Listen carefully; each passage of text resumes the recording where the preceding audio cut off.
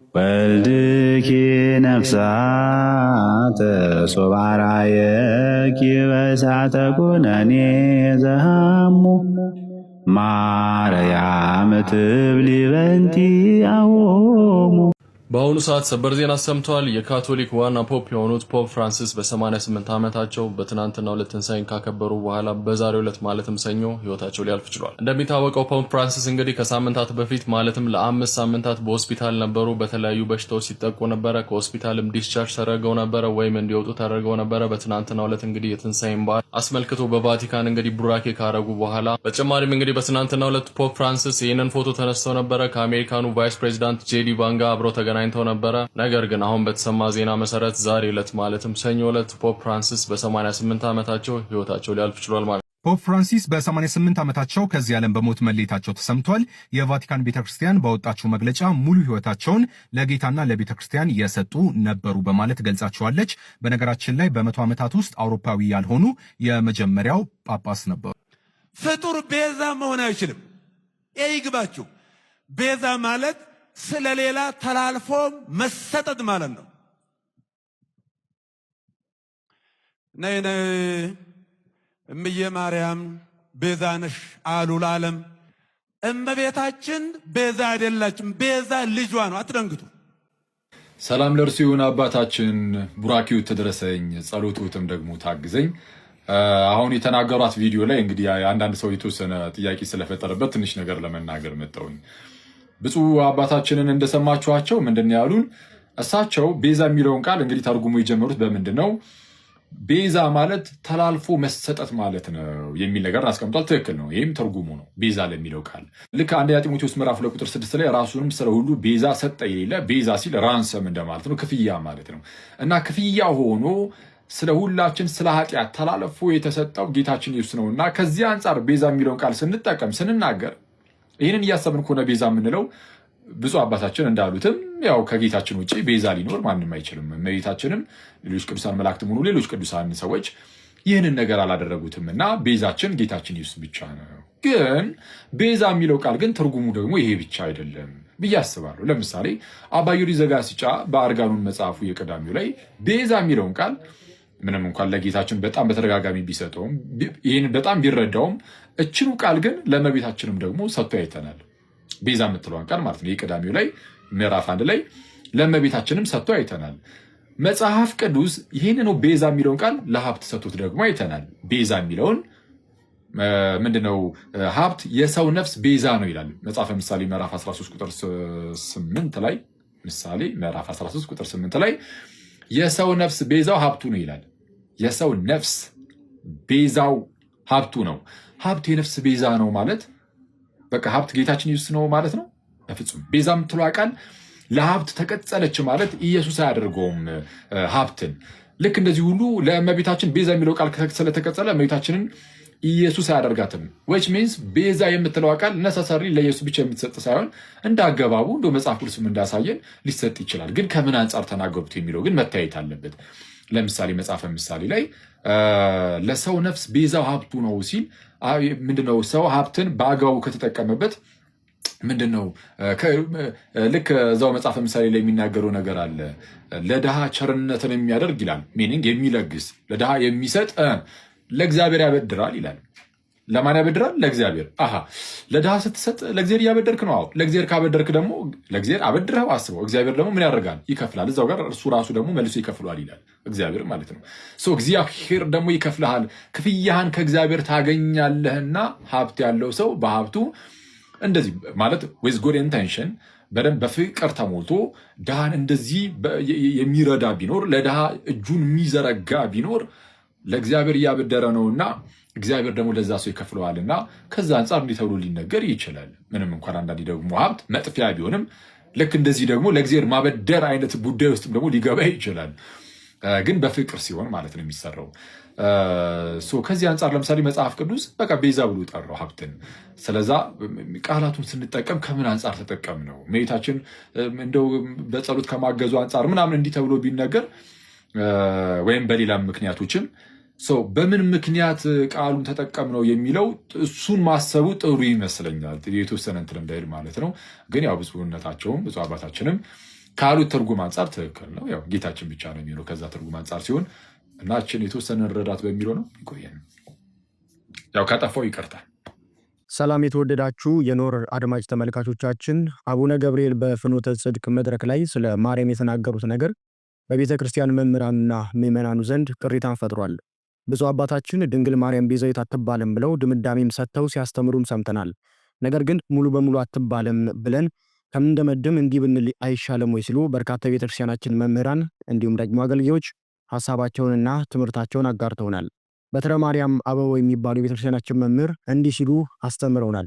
ሙሉ መልእክቱን እንደሚከተለው ወደ እናንተ እናደርሳለን። አብራችሁን ቆዩም። እናታችን ድንግል ማርያምን ቤዛዊተ ኩሉ ዓለም እንላታለን። ክርስቶስን ቤዛችን ስንለው በመስቀል ተሰቅሎ እኛን ስላዳነን ነው። እናታችን ድንግል ማርያምን ቤዛዊተ ኩሉ ዓለም እንላታለን። ክርስቶስን ቤዛችን ስንለው በመስቀል ተሰቅሎ እኛን ስላዳነን ነው። ድንግል ማርያምን ቤዛዊት ስንላት ግን ቤዛ ኩሉ ክርስቶስን ስለወለደችልን ነው። ከእርሷ ተወልዶ ዓለምን አድኗልና ምክንያተ ድህኒ ስለሆነችም ነው። ልጇ የዓለም ብርሃን እኔ ነኝ ብሎ እንዳስተማረን እሱን ብርሃን እርሷን ደግሞ የብርሃን እናት እንላታለን። ልጇ አምላክ ስለሆነም እርሷ እመ አምላክ ወላዲተ አምላክ ትባላለች። አምላክን የወለደች የአምላክ እናት ማለት ነው። ቤዛዊት ናት ስንል በጸጋ እንደሆነ ልብ እናድርግ። ምናልባት በባህሪው ቤዛ ሆኖ ያዳነን ክርስቶስ ብቻ ነው ለማለት ፈልገው ከሆነ መልካም ነው ሲሉም መምህሩ ሐሳባቸውን ይቀጥላሉ። ንስጥሮስን ክርስቶስ ላይ ያለው የምንታዊ ወይም ዱዋሊዝም እይታ ድንግል ማርያምን ወላዲተ ሰብ ከማለት አድርሶታል። ድንግል ማርያም የወለደችው ሰው የሆነ አምላክን አምላክ የሆነ ሰውን ነው እንጂ ሰው ብቻን አልወለደችም። ነገረ ክርስቶስን ከድንግል ማርያም በበለጠ የሚያውቀው ፍጡርም የለም። እርሷ ልጇን ይዛ ከሀገር ሀገር ተንከራታለች። በመስቀልም ጊዜ ከጸና ፍቅሯ የተነሳም ከመስቀሉ ስር አልቅሳለች። ድንግል ማርያምን እናከብራታለን፣ እናመሰግናታለን፣ እንሰግድላታለን። ነገር ግን ለእርሷ የምናቀርበው ስግደትና ምስጋና የአክብሮት ስግደትና ምስጋና ነው እንጂ እንደ አምላክ የአምልኮ ስግደት አይደለም ሲሉ ጠንከር ያለ መልእክታቸውንና ትምህርታቸውን ይቀጥላሉ። ድንግል ማርያም ዓለም ጣዖትን በማምለክ ጨለማ ውስጥ ሳለ ብርሃንን የወለደችልን እናታችን ናት። ድንግል ማርያም ዓለም ለሰይጣን በመገዛት ባርነት ውስጥ ሳለ በመስቀል ተሰቅሎ የእኛን ሞት ሞቶ ነፃነት የሚያጎናጽፍ ጌታን ወልዳልናለች። ዓለም ተርቦ ነበረ፣ እርሷ ግን የሕይወት እንጀራን ወለደችልን። ድንግል ማርያም የትሕትና እናት ናት፣ ሚስጥራዊም ናት። ማርያም ግን ይህንን ሁሉ በልቧ ትጠብቀው ነበርም ተብሏል። እውነትን ይዛ ሳለች በሐሰተኞች ወደ ግብፅ እንድትሰደድም ሆናለች። የቤዛነትን ትርጉም ንገረን ላላችሁን እነሆ ሲሉ ቤዛነት ምንድነው ሲሉ ሐሳባቸውን ይቀጥላሉ። ጌታችን መድኃኒታችን ኢየሱስ ክርስቶስ ስለ ሰው ልጆች በሰው ልጆች ምትክ ያደረገው ሥራ ቤዛነት ይባላል። ቤዛ ቤዘው አዳነ ከሚለው ግስ ሲወጣም መድኃኒት ተብሎም ሊተረጎም ይችላል። በሁለቱም ለክርስቶስ ቢነገር ያስኬዳል። መድኃኒታችንም ነውና ቤዛ ስለ የሚለው አገባብ ካስተረጎመ ስለኛ በመስቀል ተሰቅሎ ማዳኑንም ይነግረናል። ክርስቶስ ያደረገው ሥራ ሁሉ ስለኛ ነው። ይህ ክርስቶስ ያደረገው የቤዛነት ሥራ የባህሪ ሥራ ነው። ቅዱሳን ደግሞ አምላካቸው ክርስቶስን መስለው ስለሌላው ሰው ብለው የሚያቀርቡት መከራ ቤዛነትም ነው። ግን የጸጋ ቤዛነት ነው። እርሱን ልብ ማለትም ይገባል። ነፍሱን ስለ ወዳጆቹ ከመስጠት ይልቅ ከዚህ የሚበልጥ ፍቅር ለማንም የለውም የሚለው ቃል ሰዎችም በየአቅማቸው አንዱ ለአንዱ ቤዛ መሆን እንደሚችሉ የተነገረም ጭምር ነው። የዮሐንስ ወንጌል ምዕራፍ 15 ከቁጥር 13 ላይ ቅዱሳን ክርስቶስን አብነት አድርገው ስለ ሌሎች ሰዎች ሲጸልዩ፣ ሲጾሙ፣ ሲሞቱ አይተናል። ጌታም የእነርሱን ፍቅር አይቶ ኃጢአትን ሲምር በብዛትም ተጽፏል ሲሉም መምህሩ መልእክታቸውን ይቋጫሉ። እንኳን ድንግል ማርያም ሙሴም ቤዛ ተብሏል ሲሉ ደግሞ መልእክታቸውን ያስተላለፉት መምህር ቢትወደድ ወርቁ ናቸው። እኚህ የቤተክርስቲያናችን መምህር ሐሳባቸውን በስፋትም አንስተዋል። ቤዛ የሚለው ቃል ምትክ፣ ካሳ ማለት ነው ሲሉም ማብራራታቸውን ይጀምራሉ። የክርስቶስ ቤዛነት ከምንምና ከማንም አለመነጻጸሩን ልብ እንበልና ቤዛ ስለሚለው ጉዳይ እጅግ ጥቂት ነገር ልበል ሲሉ ሐሳባቸውን ይጀምራሉ። ሊቀ ነቢያት ሙሴ ስለ እስራኤል ዘሥጋ የማትምራቸው ከሆነ እኔን ከሕይወት መጽሐፍ ደምስሰኝ ብሎ ራሱን ምትክ አድርጎ እስከ ማቅረብ በመድረሱ የእስራኤል ቤዛ ተብሎ ተጠርቷል። ይህንንም የሐዋርያት ሥራ ምዕራፍ 7 ከቁጥር 35 ላይ ተጽፎ እናገኘዋለን። ይህ ከሆነ ማርያም ቤዛ አትባልም ምን አመጣው ሲሉም ጥያቄያቸውን በመጫር መምህሩ ይቀጥላሉ። አምላክን ከእርሷ የወለደችው ስለኛ አይደለምን? ከእርሷ በመወልዱ ቃል ሥጋ ሆነ፣ ጸጋንና እውነትን ተመልቶ በእኛ አደረ አትባልምን? ይህንንም ዮሐንስ ወንጌል ምዕራፍ 1 ከቁጥር 14 ላይ እናገኘዋለን። በእኛ መባሉ እርሷ ዳግማዊት ሔዋን የቀዳሚት ሔዋን ምትክ ቤዛ መሆኗን አያመላክትምን ሲሉ ጥያቄያቸውን ይቀጥላሉ። እንኳን ድንግል ማርያም ለሰው ነፍስ ቤዛው ሀብቱ ነው ተብሎ ተጽፏል። ይህንንም በመጽሐፈ ምሳሌ ምዕራፍ 18 ከቁጥር 8 ላይ እናገኛለን። ይህ ታዲያ ምን ማለት ነው የሚለው ለጊዜው እናቆየውና እንዳገባቡ በጥምቀት ከእርሱ ያገኘነው ልጅነትን የሰውነታችን ቤዛ ተብሏል። ይህንንም በሮሜ ሰዎች ምዕራፍ 8 ከቁጥር 23 ላይ ተጽፎ እናገኛለን። ይህንንም ምን ማለት ነው የሚለው ለጊዜው እናቆየውና ኃጥእ የጽድቅ ቤዛ ነው፣ በደለኛም የቅን ሰው ቤዛ ነው ተብሏል ሲሉም መምህሩ በመጽሐፈ ምሳሌ ምዕራፍ 21 ከቁጥር 18 ላይ ያለውን የመጽሐፍ ቅዱስ ቃል በመጥቀስ ትምህርታቸውን ወይም በዚህ ጉዳይ ላይ ያነሱትን ሐሳብ ይጠቀልላሉ። የተወደዳችሁ የኖር አድማጭ ተመልካቾቻችን በተለያዩ ማህበራዊ ሚዲያ ላይ የሚንቀሳቀሱ ወንድሞቻችን መምህራኖቻችን ደግሞ ከሰሞኑ መነጋገሪያ የሆነውን የእመቤታችንን የቤዛነት ጉዳይ አንስተው እንዲህ ሲሉ መልእክታቸውንምና ሐሳባቸውን አካፍለውናል። እኛ አባት በርካቶችን አስከፍተዋል፣ እኔም ቅር ብሎኛል። ታችን ቅድስት ድንግል ማርያም ቤዛዊተ ዓለም አትባልም ብለው እያስተማሩ ይገኛል። ይሄ ትምህርት ደግሞ ወደ ምንፍቅና ጠጋ ያለ ትምህርት ነው። ስለዚህ መልስ ሊሰጠው ይገባል። አዳምጡት፣ እንመለስበታለን። ነይ ነይ እምዬ ማርያም ቤዛ ነሽ አሉ ለዓለም። እመቤታችን ቤዛ አይደላችም። ቤዛ ፍጡር ቤዛ መሆን አይችልም። ይግባችሁ። ቤዛ ማለት ስለሌላ ተላልፎ መሰጠት ማለት ነው። አባታችን እጅግ አድርገን እናከብሮታለን፣ እንወዶታለን። በረከቶት ይደርብን። ግን ቤዛነት የሚለው የቃሉ ፍቺን ግን በደንብ የተረዱት አይመስለኝም። ለጌታችን ለመድኃኒታችን ለኢየሱስ ክርስቶስ የተሰጠው የቤዛነት የቃላት ፍቺና ለእመቤታችን ለቅድስት ድንግል ማርያም የተሰጠው የቃላት ፍቺ ቤዛነት የሚለው ቃል የቃላት ፍቺው አንድ አይደለም። የሰማይና የምድር ነው። እንግዲህ ቤዛነት ትርጉሙ ቃል በቃል ስንናገር ዋጋ፣ ካሳ፣ ለውጥ፣ ምትክ፣ ኃላፊ፣ ዋስ፣ መድን፣ ተያዥ ማለት ነው። ስለዚህ ክርስቶስ ለኛ ምን ሆነ? ዋጋ ከፍሎልናል። ክርስቶስ ለኛ ምን ሆኖናል? መድህን ሆኖናል። ክርስቶስ ለምን ሆኖ ለኛ ሆኖናል? ጥላ ሆኖልናል። አንዱ ለሌላው ተላልፎ ተሰጠ። ለኛ ኃጢአት ክርስቶስ መከራን ተቀበለ፣ ደሙን አፈሰሰ፣ ስጋውን ቆረሰ፣ ቤዛ ሆነልን። ዋጋችን ለቅድስት ድንግል ማርያም ግን ሁለት ቃላትን እንወስዳለን ከቤዛነት ትርጉም ላይ ሲተረጎም ማለት ነው። አንደኛው ምትክ የሚለው ቃል፣ ሁለተኛ ደግሞ ምንድነው? ምክንያት የሚለው ቃል እንወስደውና ምትክ እንግዲህ ምክንያት የሚለውን ስንወስድ ደግሞ ምን ይላል? ደግሞ ከቅድስት ድንግል ማርያም ለኛ መዳን ምክንያት ስለሆነች እግዚአብሔር ለዓለም መዳን በድንግል ማርያም ታላቅ ስራን አድርጓልና ቤዛዊተ ዓለም እንላታለን። የድንግል ማርያም በእምነት መታዘዝ ለዓለም ሁሉ መዳን ምክንያት ስለሆነች አምላካችን ኢየሱስ ክርስቶስ ከድንግል ማርያም ከስጋ ከነፍሷ ነፍስ ነስቶ ዓለምን ስለተቤዠ ቤዛዊተ ዓለም እንላታለን እንጂ የክርስቶስን ቤዛነት ቃል በቃል አንዱ ለሌላው ተላልፎ ተሰጠ የሚለውን ቃል አውድ ፍቺ አትወስድም። ሌላው ደግሞ በሐዋርያት ሥራ ምዕራፍ 7 ከቁጥር 35 ላይ በመልአክ እጅ እግዚአብሔር ሹምና ቤዛ አድርጎ ላከው ይላል። ማን? ሙሴ። ስለዚህ የሙሴ የፍጡር ቤዛነት ከክርስቶስ ቤዛነት ጋር አንድ ነው? አንድ አይደለም። እንደገና የማቴዎስ ወንጌል ምዕራፍ 5 ከቁጥር 14 ላይ እናንተ የዓለም ብርሃን ናችሁ ይላል። ክርስቶስ የዓለም ብርሃን ነው። ክርስቶስ ደግሞ ቅዱሳንን እናንተ የዓለም ብርሃን ናችሁ ሲል የጻድቃን የሰማዕታት የቅዱሳን ብርሃንነት የክርስቶስን ብርሃንነት ይሸፍናሉ? አይሸፍነው። በክርስቶስ ብርሃን ነው የሚያበሩት እነሱ። ስለዚህ አንዳንዴ የቃላት ፍቺውን አረዳዱን ብንመለከት አባታችን ፍጡር ቤዛ መሆን አይችልም። ይግባችሁ። ቤዛ ማለት ስለሌላ ተላልፎ መሰጠት ማለት ነው። ነይ ነይ እምዬ ማርያም ቤዛ ነሽ አሉ ለዓለም። እመቤታችን ቤዛ አይደላችም። ቤዛ ልጇ ነው። አትደንግጡ። ቤዛ ልጇ ነው። ነይ ነይ ቤዛ ነሽ አሉ ለዓለም ተብሎ አይሰበክም። ቤዛ ተቀዳሚ ተከታይ የሌለው አንድ የእግዚአብሔር ልጅ ብቻ ነው። በቅድሚያ ተዋህዶ ልጆች ሁላችሁ እንኳን ሰላም አደረሳችሁ። እንግዲህ እንደሰማችሁት ትንሽ ለጆሮ ጭው የሚያደርግና የሚያስደነግጥ ይሄ በመናፍቃኑ ዘንድ የምንሰማውን ምንፍቅና በእኛም እኛ ቤት ውስጥ ባሉ አባቶች ለዛውም በቤተ ክርስቲያን መድረክ ላይ እንዲህ ያለ የምንፍቅና ንግግር መስማት ትንሽ ያስደነግጣል።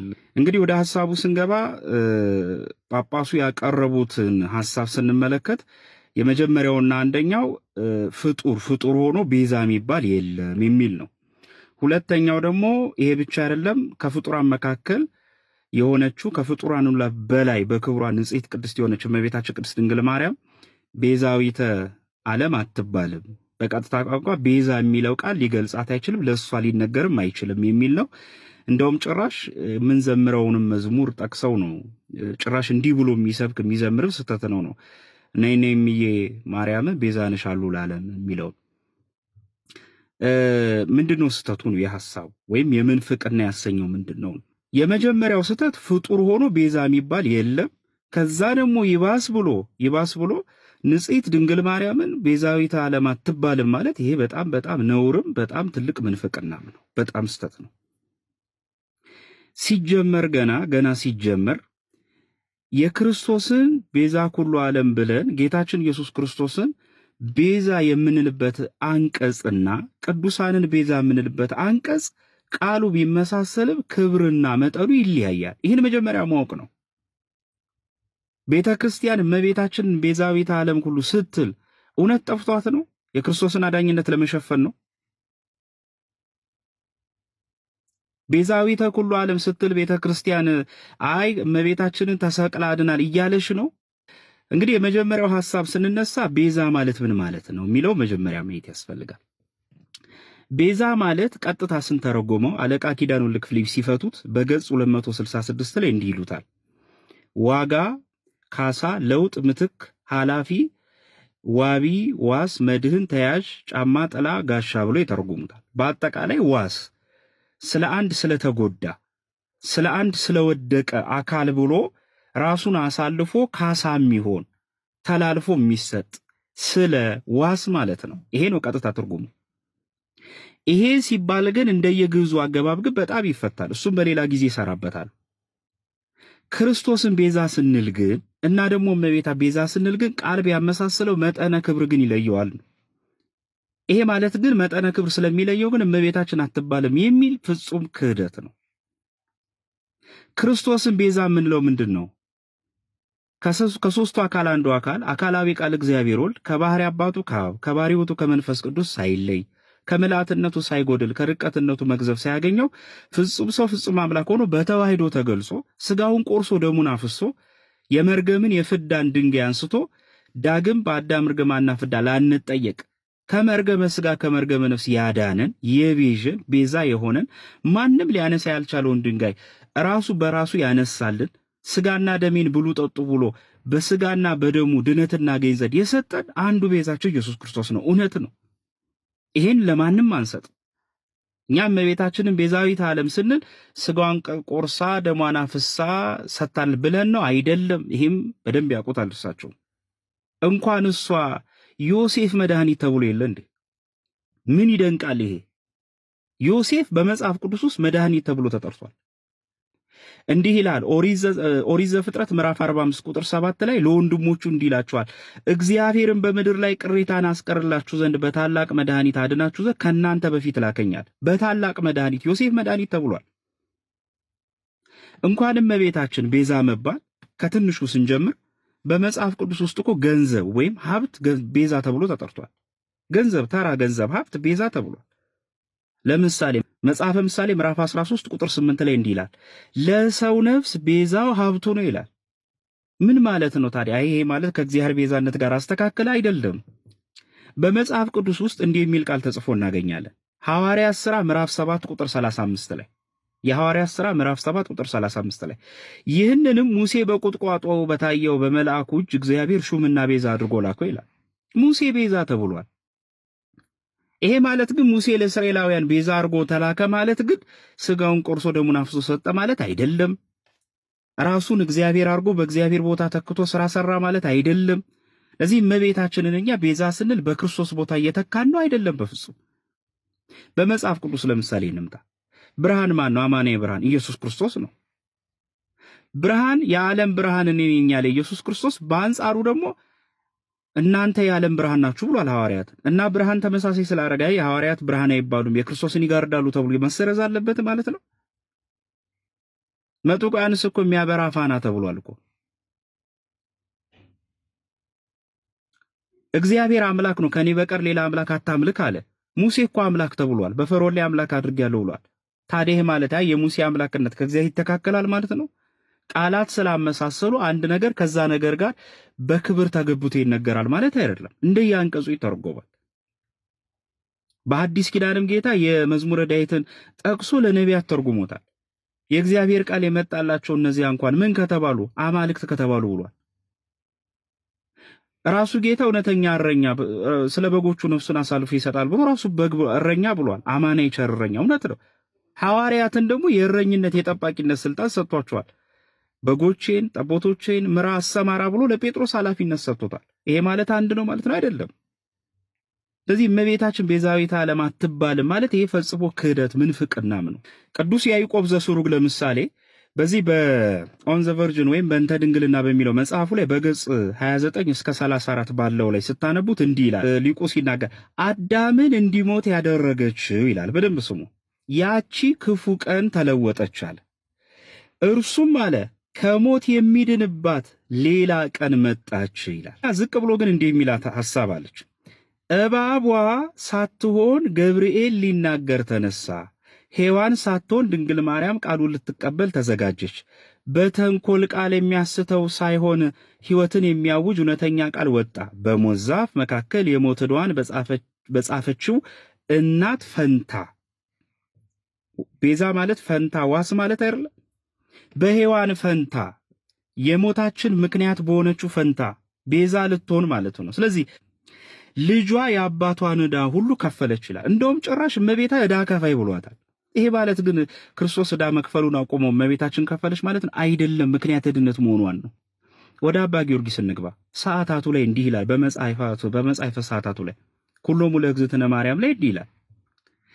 ንትፈሳ ኩልነ በዝክረ ስምኪ ጦም ወበደ ማስካልኪ ማዕድም ቅድስት ማርያም ቤዛዊተ ኩሉ ዓለም ይላል።